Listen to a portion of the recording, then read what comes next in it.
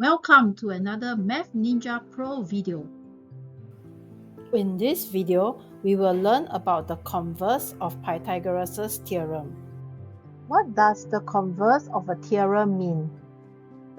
When the statement of a theorem is, if A then B, then its converse is, if B then A. Let's look at an example to try to understand this. If a polygon is regular, then its interior angles are equal in size. It's a true statement. And its converse, if the interior angles of a polygon are equal in size, then it is a regular polygon. It's also a true statement. However, the converse of a theorem is not always true. Let us look at an example.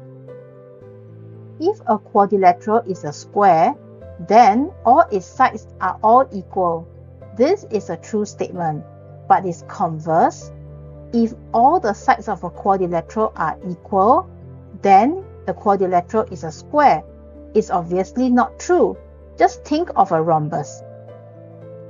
Pythagoras' theorem states that in a right-angled triangle, the square of the hypotenuse is equal to the sum of the squares of the other two sides. In other words, c squared equals to a squared plus b squared. Conversely, if c squared equals to a squared plus b squared, then the triangle must be a right-angled triangle. Let us compare Pythagoras' theorem and its converse. For Pythagoras' theorem, we know that if we have a right-angled triangle, then c squared equals to a squared plus b squared. For its converse, we know that if we have a triangle and c squared equals to a squared plus b squared, then the triangle must be a right-angled triangle. Let us apply the converse of Pythagoras' theorem to help us determine whether each of the following triangles is a right-angled triangle. For triangle GHK, we can see that the two shortest sides are G, which is 45 cm, and H, which is 28 cm. So let's compute G squared plus H squared, which is 45 squared plus 28 squared.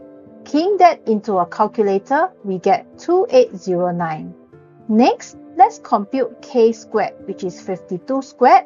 Again, with the help of a calculator, we can get 2704. Since G squared plus H squared is clearly not equal to K squared, by the converse of Pythagoras' theorem, we can conclude that triangle GHK is not a right-angled triangle. Next, let's look at triangle XYZ. Again, the two shortest sides are x equals to 33 cm and y equals to 56 cm. Let's compute x squared plus y squared. That will work out to be 4225 with a calculator. Next, let's compute z squared. With a calculator, we also get 4225. Since x squared plus y squared is equal to z squared, by the converse of Pythagoras' theorem, we can conclude that triangle XYZ is a right-angled triangle. Remember to like, subscribe, and keep coming back for more ninja level math videos.